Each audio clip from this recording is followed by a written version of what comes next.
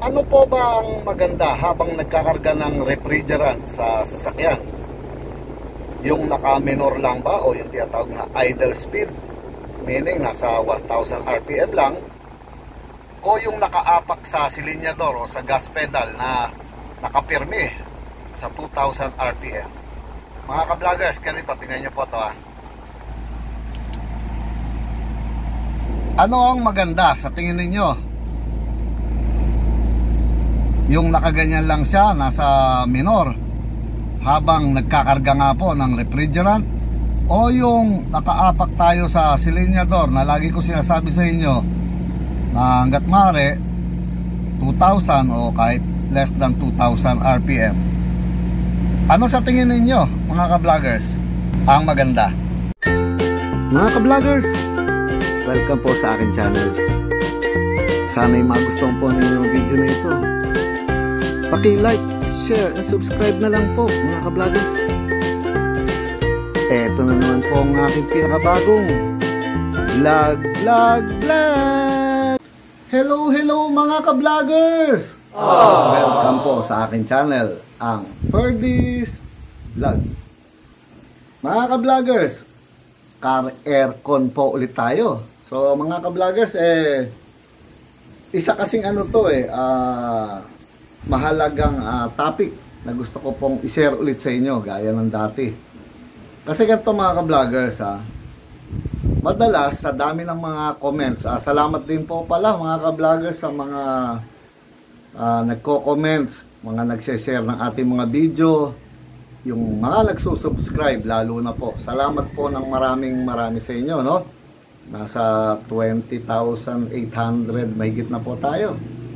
Salamat po ng maraming sa inyo. At sana ay patuloy nyo pong i-share dahil napakagaganda po ng mga video na mga ginagawa ko para sa inyo pong lahat yun mga ka-vloggers, dahil sayang naman at hindi maririnig ng ibang mga tao na dapat makinabang din ng mga video natin, di ba? Sana paki-share nyo lang po at sana ay mag-subscribe din po sila.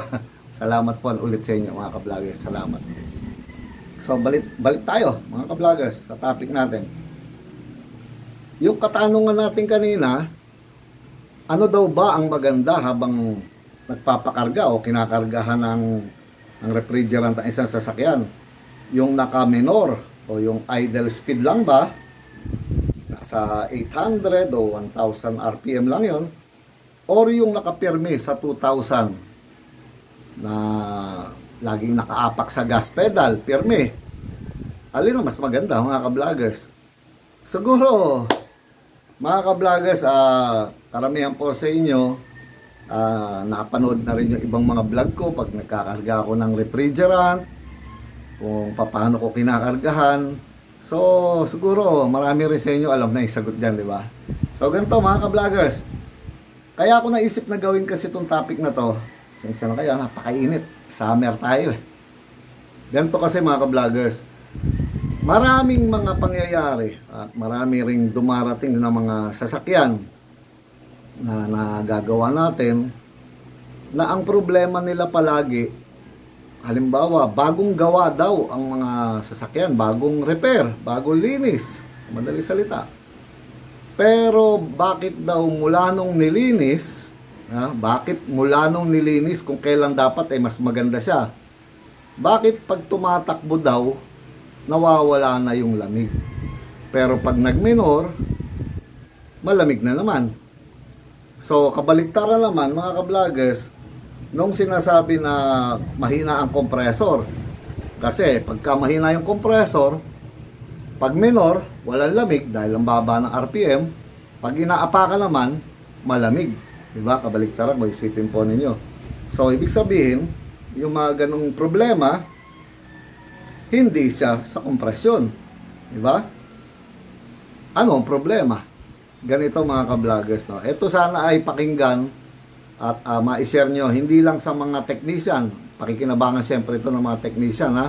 Sa mga ka-vloggers natin technician dyan na naniniwala po sa atin. Maraming salamat din po sa inyo, ha? Tuloy-tuloy nyo lang po ang panonood. Sana ipanoorin nyo lahat ng mga videos na ginawa ko para sa car air conditioning at marami kayong matututunan po, no? Nagko-comment po kasi mga ka-vloggers natin, mga technician daw sila at kala daw nila magaling na sila, pero nung napanood nila yung mga vlog ko, hindi pa raw pala sila magaling, napaka-humble nila. Marami pa sila natututunan mula sa atin. So salamat din po sa inyo mga ka-vloggers. Ngayon, ito ay mahalaga din para sa mga may sasakyan, mga owners, na habang nagpagawa kayo ng sasakyan, halimbawa, tignan ninyo, pagkakarga ng sasakyan ay kung anong prosesong ginagawa, kailangan tignan ninyo at sundan po ninyo itong sasabihin natin at pag-uusapan, no? Ganito kasi mga ka-vloggers, kapag ang sasakyan nyo, nagpa-cleaning kayo, siyempre, nilinis na, sabihin na, pinalitan na kung ano dyan, expansion valve, dryer, may mga ganyan. Pero nung kinakargahan na po ng refrigerant, siyempre, start, tapos aircon, nasa 800 o 1,000, minsan pa nga, ang baba ng idle, nasa mga 600 RPM. Tapos kinakargahan ng ganun lang, minor. Sa madali salita, ang bagal ng ikot, no? Ang bagal ng ikot ng main drive, ng compressor. So ano nangyayari mga ka-vloggers? Hirap pumasok yung freon. Sabi nga, yung refrigerant, yung freon kasi nung panahon pa ng R12 yun, kaya kung minsan nagkakamali tayo. Pero ang refrigerant na R134A, refrigerant naman na yung tawag sa kanya. Ngayon mga ka-vloggers, dahil mabagal ang ikot, no? Hindi niya masyadong nahihigop yung laman ng refrigerant. Kahit tinatawag-tawag pa yan, dahil ang bagal nga. So, ano mangyayari mga ka-vloggers? Kung tinapos ang pagkakarga sa idle na RPM lang, hindi rin ninyo makikita yung slight bubble sa receiver dryer. Hindi rin masyadong lalamig yung suction na tube. At hindi rin talaga mapupuno ng refrigerant yung system. Kasi idle lang Parang nasa traffic ka lang, nakapreno ka, nakastay kang ganyan. Pero once inapakan nyo na po yung gas, siyempre pag tumakbo na kayo, primera, segunda, nakagas na kayo. Ilang RPM na yan? 3,000, abutin pa o mahigit, depende sa takbo nyo. Nawawala po ang lamig ng aircon ninyo mga ka-vloggers. Mawawala, yun pala, hindi nawawala. Mawawala ang lamig kasi naiset yung pagkakarga, tinapos siya sa idle RPM. Hindi siya kinargahan ng gaya ng lagi ko sinasabi na mataas yung RPM, high rev, sabi nga nung iba.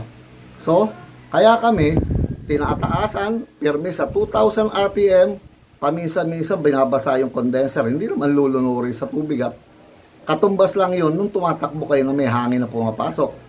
Pero nakapirme sa 2,000 RPM habang pinapasukan para ma-obserban kung may sight glass saka yung paglamig ng mga suction dahil ino-obserbahan yun. Tapos babasahin nyo ng konti yung condenser, medyo mawawala yung lamig niya, tapos babalik uli yung malamig na malamig, tapos mag-automatic. Pero kung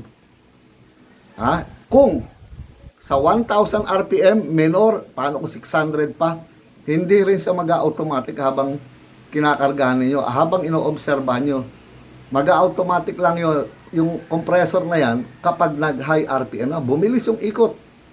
Doon marireach na niya yung lamig na setting nung thermostat.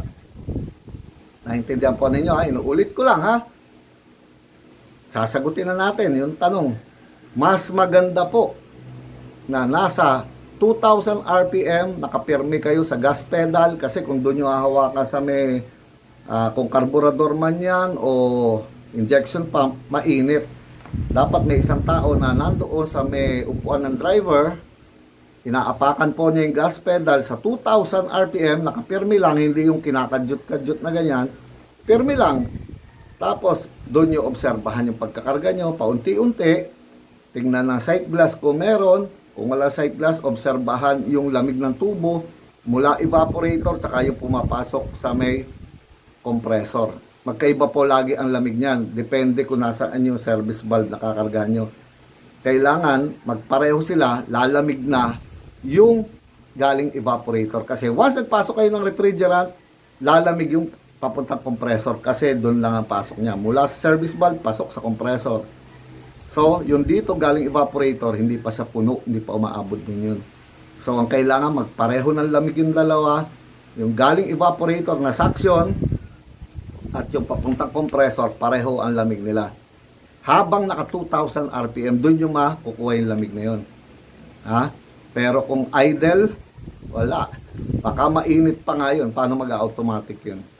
Naintindihan po ninyo? Para sa mga technician, lalo na mahalaga yan, at sa mga car owners, kapag nagpapakarga na po kayo, kinakargahan na yung sasakyan ninyo, at sisiguruhin ninyo na kapag inalis yung lumang refrigerant ninyo, huwag ibabalik yung pinaglagyan ng tangking yun. Laging bago. Titignan po ninyo kung bago ang tangke ng gumagawa. Dahil yung maliliit minsan na tangke na bibili, minsan may daya rin yan. Hindi nyo alam kung ano laman. Kailangan yung laging bagong tangke. Lagi ko po inuulit sa inyo yun. Yung mabigat, punong-puno, yun ay papakarga nyo. Huwag yung recovered na pre-yun dahil marumi na po yun. Inuulit ko sa inyo, ha. Maging wise po tayo, mga ka-vloggers, ha.